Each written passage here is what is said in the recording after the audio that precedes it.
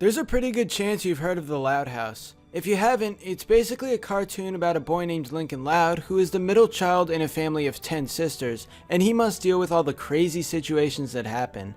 Now if you watch some episodes, you'll immediately feel a sense of nostalgia, and it'll be like you're watching a cartoon from the early to mid 2000s. The Loud House is created by Chris Savino, who actually worked on some really old cartoons from your childhood. He's worked on Dexter's Laboratory, The Powerpuff Girls, Foster's Home for Imaginary Friends, and many, many more. It isn't often that he gets a job as a creator of the show, so The Loud House is definitely one of his most involved cartoons. But what makes this show so nostalgic? How come when you watch it, you teleport back to a time where cartoons were amazing and memorable? Well, there are a few reasons for this. First of all, the characters and overall charm of the show is really nice. Each character in The Loud House has their own personality, and they all interact with each other in interesting ways. Although all of the sisters seem one-dimensional at first, over time the series develops them into characters with way more meaning. Older cartoons definitely have the same style, since cartoon characters usually have a specific trait, but feel like real people as time goes on. The overall tone of The Loud House is relaxing and charming, making you want more and more of this big family. Now there are a ton of main characters, although the show focuses mainly on Lincoln since he's the only young boy in the family.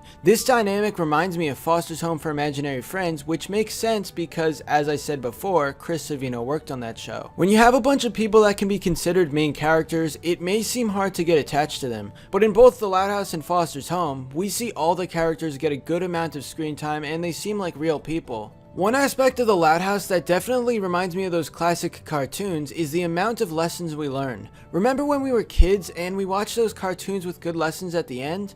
Shows taught us things like sharing and not being self-centered, and they helped us grow as people.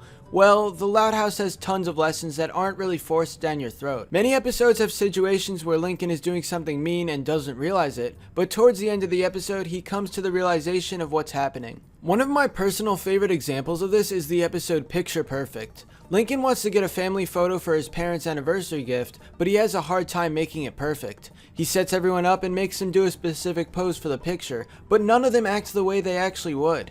They act all formal in the picture, nothing like their true personalities. At the end of the episode, Lincoln realizes that his perfect picture actually isn't perfect, so he gives his parents the seemingly messy picture that shows everyone's personalities. This is a great example of some of the lessons you see in The Loud House. They're good-natured, and in this case you learn that you shouldn't hold back your personality no matter what. You'll see these lessons all the time, and they don't feel forced, so you actually feel good watching it. This reminds me of those old kids cartoons with helpful messages, which will both entertain you and teach you. The art style in The Loud House is definitely a nostalgic part of the show. It's a nice comic book feel, and it feels relaxing to look at. In an interview with the creator Chris Savino, he says that he made the show have a Sunday comic feel to it. This style became a reality to reminisce about those old Peanut specials that hold a special place in many people's hearts.